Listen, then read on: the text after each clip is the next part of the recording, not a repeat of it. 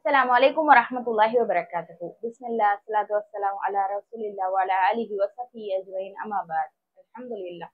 இந்த ரமதான்ல பாதியை கடந்து அடுத்த பாதிக்குள்ள நுழைஞ்சிருக்கோம். அல்ஹம்துலில்லாஹ்.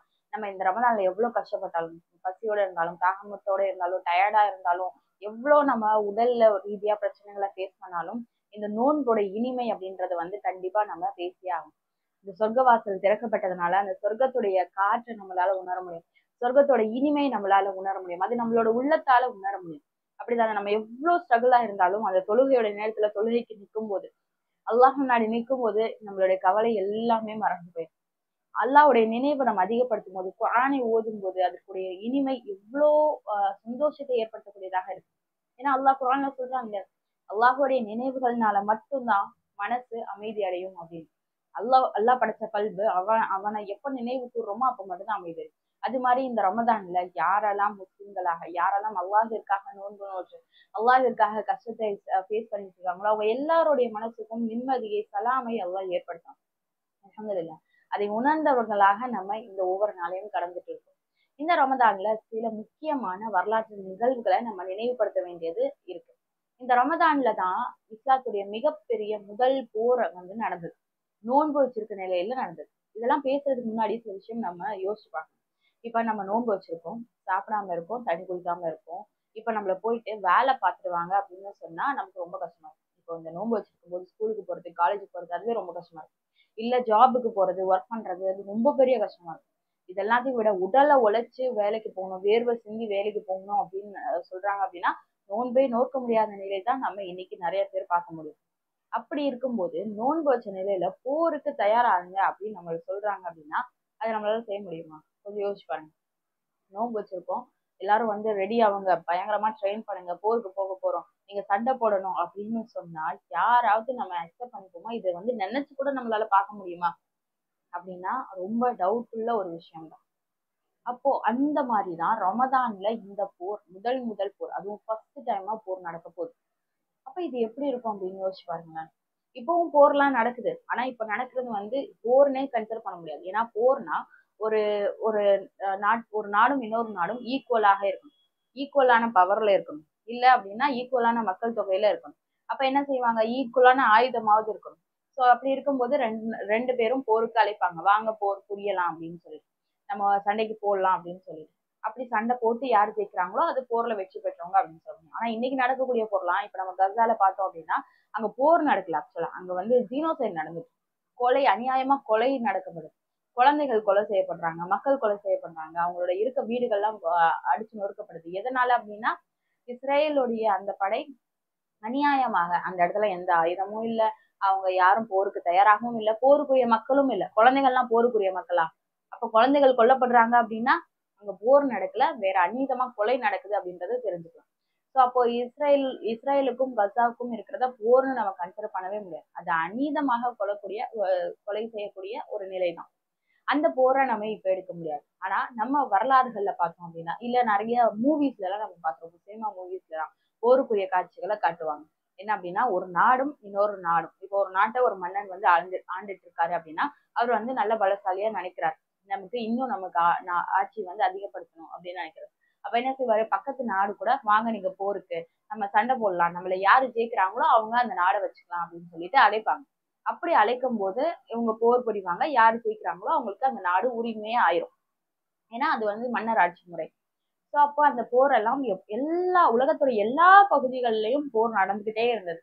எல்லா பகுதிகள்லயும் ஒரு நாடு இன்னொரு நாடை எதிர்க்கும். அதுல யார் ஜெயிக்கிறாங்களோ அவங்களுடைய கட்டுப்பாட்டு கீழே வந்துடும். இந்த மாதிரிதான் உலகத்துல மாறி மாறி மாறி மாறி நடந்துட்டே இருந்தது. இப்போ இந்தியாவுடைய வரலாறு நம்ம பார்த்தோம் அப்படின்னா முன்னாடி முகலாயர்கள் ஆட்சி இருந்தது. முகலாயர்கள் ஆட்சிக்கு அப்புறமா பிரிட்டிஷ் ஆட்சி இருந்தது. பிரிட்டிஷ் ஆட்சிக்கு அப்புறமா தான் இந்த சுதந்திரம் கிடைச்சது. முகலாயருக்கு முன்னாடி சேர, சோழ, பாண்டிய மன்னர்கள் ஆட்சி புரிஞ்சுட்டு இருந்தாங்க. அப்ப அவங்களுக்குள்ளேயும் சண்டை வரும், அப்ப அவங்களுக்குள்ளேயும் போர் வரும். போருக்குள்ள அந்த மக்கள்லாம் கலந்துப்பாங்க. அப்போ எப்பவுமே மக்கள் தயாரா இருப்பாங்க. அந்த மாதிரி. சோ அந்த மாதிரி இல்ல. இது டோட்டலா அப்படியே ஆப்போசிட்டான ஒரு போர். என்ன நடக்குது அப்படின்னா ரசூல் ஸல்லல்லாஹு அலைஹி வஸல்லம் அவங்களுக்கு இஸ்லாம் கொடுக்கப்படுது. எப்போ? அவங்க ஹீரா குகையில இருக்கும்போது. அப்போ அவங்களுக்கு இஸ்லாம் கிடைச்சதுக்கு அப்புறம் 10 வருஷம் இந்த மக்கா குறைஷிகள் கிட்ட இஸ்லாத்தை எடுத்து சொல்லிட்டே இருக்காங்க. 10 வருஷமா இப்போ நம்ம ஒரு ஒரு நம்ம கூட ஒரு ஃப்ரெண்ட் இருக்காங்க, அவங்க கிட்ட நம்ம சொல்லிக்கிட்டே இருக்கோம், திரும்ப திரும்ப சொல்றோம், அவங்க கேட்கவே இல்லை அப்படின்னா நமக்கு எவ்வளவு கோவம் வரும். கோவத்தை தாண்டி சரி நீ கேட்கவே மாட்டேங்கிற, விட்டுரு நான் போறேன் அப்படின்னு சொல்லிட்டு நம்ம அவங்கள்ட்ட இருந்து தூரம் ஆயிடும். ஆனா ரசூல் ஸல்லல்லாஹு அலைஹி வஸல்லம் தனக்கு நெருக்கமான தன்னுடைய சொந்தக்காரவங்க, ரத்த சொந்தங்கள், சொந்தமா கூட வாழ்ந்தவங்க, அவங்க எல்லாரும் எதிரியா வந்து நிக்கிறாங்க இஸ்லாத்தை எடுத்து சொல்லும் போது. அப்படி சொல்லும் எதிரியா வந்து நிற்கும் போது கூட அவங்க ரசூல்லாவுக்கு துன்பத்தை ஏற்படுத்தும் போது கூட, அபூ ஜஹலா இருக்கட்டும், அபூ லஹபா இருக்கட்டும், ரசூல்லாவுக்கு அவ்வளோ வேதனை ஏற்படுத்தினாங்க. அப்ப கூட ரசூல்லா இஸ்லாத்தை எடுத்து சொல்லிட்டே இருக்காங்க. தாயிஃப்ல ரசூல் ஸல்லல்லாஹு அலைஹி வஸல்லம் கல்லடிப்பட்டு அவங்களுடைய தலையில இருந்து ரத்தமெல்லாம் வழியும். இதெல்லாம் எதுக்காக ஏத்துக்கிட்டாங்க? நம்மளுக்கு இந்த இஸ்லாம் வரணும் அப்படின்றதுக்காக. ஸோ இஸ்லாத்தை எடுத்து சொல்லிக்கிட்டே இருக்காங்க. அப்படி சொல்லும்போது அல்லாஹ் கடைசியான்னு சொல்லிட்டான், நீங்க இங்க இருக்க வேணாம், மதீனாவுக்கு போயிருங்க அப்படின்னு. ஸோ மதீனாவுக்கு போயிடுறாங்க. அதுதான் ஹிஜ்ரத், மிகப்பெரிய பயணம். அது சாதாரணமா நடந்துடல. நம்ம ஒவ்வொரு முஸ்லீமுடைய கடமை ரசூல் ஸல்லல்லாஹு அலைஹி வஸல்லம் வரலாறை படிக்க வேண்டியது. அப்படி படிச்சோம் அப்படின்னா ஒவ்வொரு சம்பவமும் நம்ம கண்ணுல இருந்து கண்ணீர் வராம போகவே போகாது. அப்படி இருக்கும்போது அவங்க ஹிஜ்ரத் செஞ்சுறாங்க, மதீனாக்கு போயிடறாங்க. மதீனால போனதுக்கு அப்புறமா தான் இந்த நோன்பு நமக்கு கடமையாக்கப்படுது. ஆல்ரெடி நம்ம பார்த்துருந்தோம். அதற்கு அப்புறமா ஃபர்ஸ்ட் டைமா என்ன நடக்குது அப்படின்னா போருக்கு போறாங்க. எதனால போருக்கு போறாங்க? இப்போ மக்கால இவங்க வந்து மக்கால இருந்து வாலண்டியரா இவங்க வந்தாங்களா அப்படின்னா இல்ல, துரத்தி அடிக்கப்பட்டாங்க. எப்படி துரத்தி அடிக்கப்பட்டாங்க? அங்க வாழவே முடியாது அப்படின்ற ஒரு சூழ்நிலையை கிரியேட் பண்ணனால அவங்க மதீனாக்கு வந்தாங்க. அப்ப அவங்களோட சொத்துக்களும், அவங்களோட செல்வங்களும், அவங்களுடைய வீடுகளும், அவங்களுடைய குடும்பம் எல்லாத்தையும் விட்டுட்டு வந்தாங்க. இப்ப என்ன நடக்குது அப்படின்னா அந்த செல்வங்கள் எல்லாத்தையும் எடுத்துட்டு அபூ சுஃபியான், அதாவது முற்காலத்துல அவங்க இஸ்லாம் இல்லாத நிலையில என்ன செய்யறாங்க அப்படின்னா அந்த செல்வத்தை எல்லாத்தையும் எடுத்துட்டு அவங்க பயணம் போறாங்க. இப்படி இவங்க பயணம் போகும்போது மதீனாவோட வழியா தான் போறாங்க. அப்ப ரசூல்லா சொன்னாங்க, அது உங்களுடைய செல்வம் தான், அவர் எடுத்துட்டு போறது உங்களுடைய செல்வம், அப்போ அதை நீங்க வந்து எடுத்துக்கோங்க அப்படின்னு சொல்லிடுறாங்க.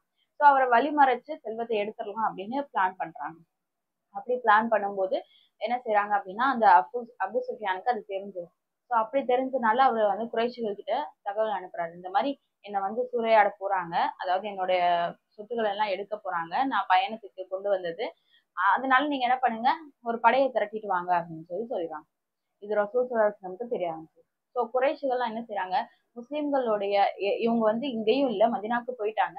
ஸோ அவங்க வந்து ஆல்ரெடி வந்து நமக்கு அவங்க கிட்ட இருக்க சொத்து இல்ல, செல்வம் இல்ல, அவங்களுக்கு குடும்பம் இல்ல, அவங்க கிட்ட வந்து பெரிய நம்பரும் இருக்காது, அதாவது நிறைய மக்கள் இஸ்லாத்துலயும் இருக்க மாட்டாங்க. ஸோ நம்ம கண்டிப்பா ஜெயிச்சிடலாம், இவங்க எல்லாத்தையும் ஒரேடியா இல்லாம ஆக்கிடலாம். ஏன்னா இந்த முஸ்லிம்கள் ஆனனாலதான் நமக்கு வந்து இவ்வளவு பிரச்சனை வந்தது. லாத்தையும் உசாவையும் வணங்க முடியல, ஹஜ் பயணிகளுக்குள்ள வந்து அவங்களால செல்வத்தை திரட்ட முடியல, அந்த மாதிரி நிறைய பிரச்சனை அவங்களுக்குள்ள போகுது. ஸோ இதனால என்ன செய்யறாங்க அப்படின்னா அந்த தைரியத்துல நம்ம வந்து நிறைய பேரை திரட்டிட்டு போலாம், அவங்க கிட்ட எந்த ஆயுதமும் கிடையாது, அவங்க வந்து இப்பதான் வந்து இஸ்லாத்துல இருக்காங்க, அவங்க வந்து நோன்பு வர அவங்களுக்கு கடமையாயிருக்கு, நோன்பு வர வச்சிருக்காங்க, அதனால என்ன செய்யலாம், மொத்தமா வந்து அவங்கள காலி பண்ணிடலாம் அப்படின்னு சொல்லிட்டு இவங்க வராங்க. இப்போ ரசூல்லாவுக்கு இந்த தகவல் வந்துடும். அப்போ ரசூல்லா வந்து போருக்காக இந்த ஒரு சம்பவத்தை நகர்த்தல. ஆனா போர்னு வந்துருச்சு, அப்ப என்ன செய்ய முடியும்? அப்ப ரசூல் ஸல்லல்லாஹு அலைஹி வஸல்லம் பிளான் பண்றாங்க. இப்போ நிறைய தலைவர்கள் நீங்க பாத்தீங்க அப்படின்னா நிறைய நாட்டு மன்னர்கள்லாம் பின்னாடி இருப்பாங்க, தளபதிகள்லாம் முன்னாடி இருப்பாங்க. ஸோ யார் வந்து போர் புரிஞ்சாலும் அந்த கொல்லக்கூடிய காட்சிகளை பார்த்தோம் அப்படின்னா அந்த தளபதிகள் தான் கொல்லப்படுவாங்க. ஏன்னா மன்னர் செத்துட்டாரு அப்படின்னா அந்த படை வந்து அவ்வளவுதான் முடிஞ்சிருச்சு, எதிரி நாட்டு மன்னர் வின் பண்ணிடுவார். இப்போ அதனால என்ன செய்வாங்க, அந்த மாதிரி இருப்பாங்க. ஆனா ரசூலுல்லா தலைமை தாங்கி நடத்துறாங்க இந்த போர். அதுவும் முதல் போர் இஸ்லாத்துல வந்த போர். இந்த இஸ்லாமியர்கள் எத்தனை பேர் இருக்காங்க தெரியுமா? 313 பேர். நல்லா ஞாபகம் வச்சுக்கோங்க, 313 பேர். அங்க குறைஷிகள் எத்தனை பேரை கூட்டிட்டு வராங்க தெரியுமா? 1000 பேரை கூட்டிட்டு வராங்க.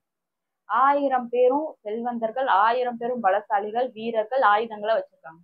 இங்க எல்லாருமே நோன்பு வச்ச நிலையில அடிமைகளா இருந்தவங்க, அப்புறம் வந்து ஃபுல்லா இப்பதான் புதுசா இஸ்லாத்தை தழுவுறாங்க, இப்படி இருக்காங்க.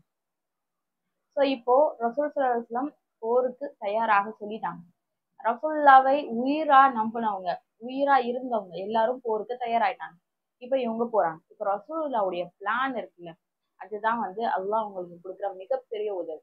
இப்ப ரசூல்லா பிளான் பண்றாங்க, நம்ம என்ன செய்யலாம் அப்படின்னா பத்ருன்னு ஒரு இடம். ஸோ அந்த பத்ரை நம்ம வந்து ரீச் பண்ணிடலாம். அங்க ஒரு கிணறு இருக்கு, நம்ம அங்க தங்கலாம், அந்த தண்ணீரை குடிக்கலாம். இப்போ அங்க சுற்றி நம்ம போரை நிகழ்த்தணும் அப்படின்னா அவங்க தண்ணீருக்காக வேற எங்கேயும் போக முடியாது.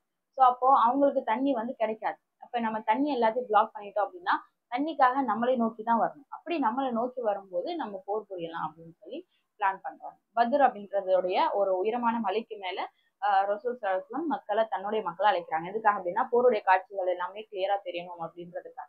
இதெல்லாம் நுட்பமான திட்டங்கள். ஸோ அந்த திட்டத்துக்கெல்லாம் பின்னாடி கொஞ்சம் யோசிச்சு பாருங்க. நோன்பு வச்ச நிலையில ஒரு மனிதர் ஒருத்தருங்களுக்கு 3 பேர் இல்லைன்னா 4 பேர், உங்களுக்கு அகெயின்ஸ்டா 3 பேர் இல்லைன்னா 4 பேர் வருவாங்க. அவங்கள போர் அப்படின்னா வாள் இருக்கும், அதாவது நம்மள கொல்ல ரெடியா வராங்க. அப்படி கொல்ல வரும்போது நம்மள காப்பாத்திக்கணும், அவங்கள கொல்லணும். இதுதான் போறக்கூடிய நிலை. இதை எப்படி ஒரு மனிதன் ஃபேஸ் பண்ண முடியும்? அதுவும் யாரோ தெரியாத மக்களாக இருந்தா பரவாயில்ல. அது எல்லாமே ரத்த சொந்தங்கள். யாரெல்லாம் இங்க போர் புரிய இருக்காங்களோ அவங்களுடைய ரத்த சொந்தங்கள் தான் எதிரா போருக்கு வராங்க. இப்போ தந்தை பிள்ளையை எதிர்க்கணும், பிள்ளை தந்தையை எதிர்க்கணும், அந்த மாதிரி ஒரு நிலை. அப்படி இருக்கும்போது போருக்கு ரெடி ஆயிட்டாங்க. அப்போ ரசூல்லாவுக்கு பின்னாடி இருந்த அந்த மக்கள், நம்ம 300 பேர் தான் இருக்கோம், நம்ம என்ன செய்வோம் அப்படின்னு கேட்குது. ஆனா ரசூல்லாவுடைய வேதனை, யா அல்லாஹ் உன்னுடைய உதவியை கொடு அப்படின்னு அந்த அளவு அவங்க அல்லாஹ் கிட்ட பிரார்த்தனை செய்யக்கூடியவங்களாக இருந்தாங்க. அவ்வளவு பிரார்த்தனை செஞ்சாங்க. இப்போ அவங்களுக்கு குறைஷிகளுக்கு எல்லாம் அவ்வளவு தைரியம். என்னன்னா 1000 பேர் இருக்கும், 300 பேர் தான் இருக்காங்க, அசால்ட்டா நம்ம ஜெயிச்சிடலாம் அப்படின்னு சொல்லிட்டு ஆயுதங்கள் வேற எடுத்துட்டு வராங்க. அந்த மாதிரி ஜெயிச்சிடலாம் அப்படின்னு போருக்கு தயாராகிறாங்க. போருக்கு தயாராகும் போது இஸ்லாத்திற்காக நடந்த போர். இது அவங்களுடைய நாட்டுக்காக, அவங்களோட செல்வத்துக்காக, எதுக்காகவும் இல்லை, இஸ்லாத்துக்காக. இவங்க இஸ்லாமியர்கள் அப்படின்ற ஒரு காரணத்துக்காக தான் அந்த நாட்டை விட்டு துரத்தப்படுறாங்க. இப்போ ஒரு வீட்டுல இருந்துட்டு இருக்காங்க, ஒரு வீட்டுல நல்லா வளர்றாங்க, ஒரு குடும்பம் இருக்கு. அந்த குடும்பத்துல அந்த பையன் என்ன செய்யறாப்புல அப்படின்னா யோசிக்கிறாரு, எது நம்ம நிஜமாலே இருக்கிற மார்க்கம் அப்படின்னு. அப்படி மார்க்கம் அப்படின்னு தெரிஞ்சு இஸ்லாம் தான் அப்படின்னு வர்றாரு. அதுக்காக அவங்க வீட்டை விட்டு துரத்துறாங்க. துரத்துற மட்டும் இல்லாம அவர் எங்கெல்லாம் போறாரோ அவரெல்லாம் துரத்தி அவங்களை தேடி கண்டுபிடிச்சு அவங்களை டார்ச்சர் பண்றாங்க. அப்படின்னா இதை நியாயமா அக்செப்ட் பண்ணிப்போமா?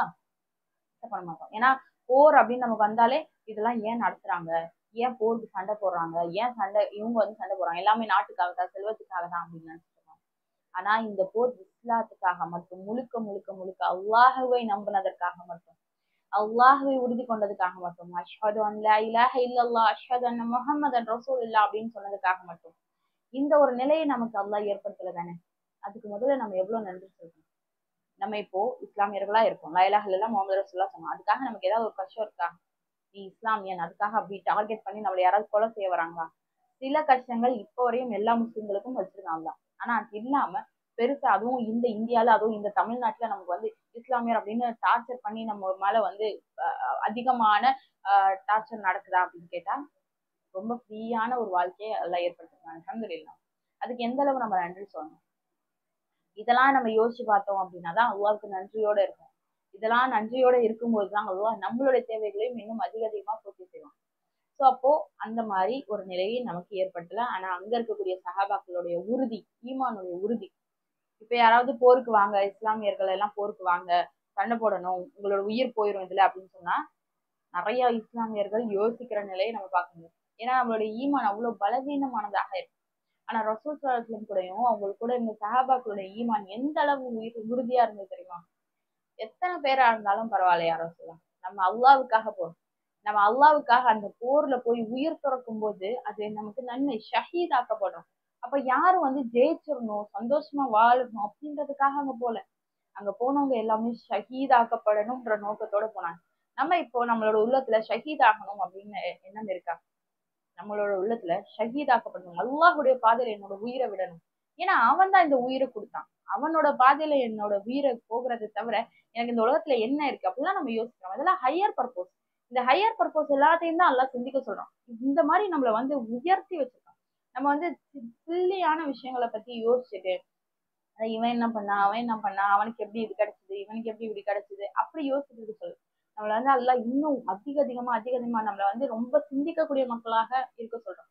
அப்போ நம்ம இந்த மாதிரி சிந்திக்கும் போது அல்லாஹ் தான் எனக்கு உயிரை கொடுத்தான், அவனோட பாதையில உயிரை கொடுக்கறது தான் எனக்கு பெரிய சந்தோஷம் அப்படின்னு நம்ம நினைக்கிறோமா?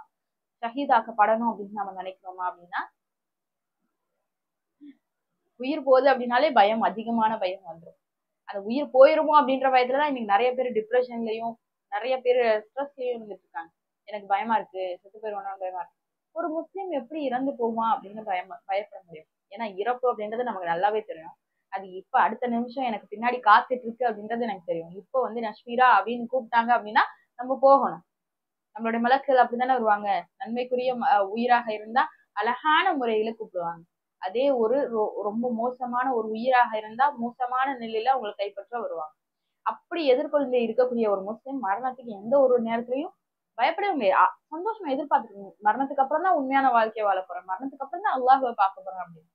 அப்ப இந்த உலக வாழ்க்கையோட அந்த ஆடம்பரமோ அந்த ஈர்ப்போ மரணத்துல இருந்து நம்மளை தூரமாக்குது. ஆனா ஒரு முஸ்லிம் அதுதான் எதிர்பார்க்கும். அப்ப இங்க இருக்கக்கூடிய முஸ்லிம்கள்லாம் யார சொல்ல அல்லாவுக்காக அல்லாவுடைய பாதையை ஷஹீதாக்கப்படுறதா எங்களுக்கு சந்தோஷம் அப்படின்னு ரசூல்லாவுக்கு பின்னாடி நிக்கிறாங்க. அப்ப ரசூல்லா ஒரு துவா செய்றாங்க, யா அல்லாஹ், இந்த மக்கள் தான் இப்போ இஸ்லாத்துல இருக்காங்க, இந்த மக்கள் கொல்லப்பட்டுட்டா தோத்து போயிட்டா, அதுக்கப்புறம் இந்த இஸ்லாத்தை பரப்புறதற்கு மக்கள் இங்க இருக்க மாட்டாங்க அப்படின்னு துவா செய்றாங்க. அப்போ அல்லாஹ் ஒரு மிகப்பெரிய அதிசயத்தை ஏற்பட்டாங்க. இங்க 313 பேர், இங்க 1000 பேர். ஒருத்தவங்களுக்கு 3 பேரை 4 பேரை எதிர்க்கணும். இவங்க எல்லாருமே பலவீனமான நிலையில இருக்காங்க.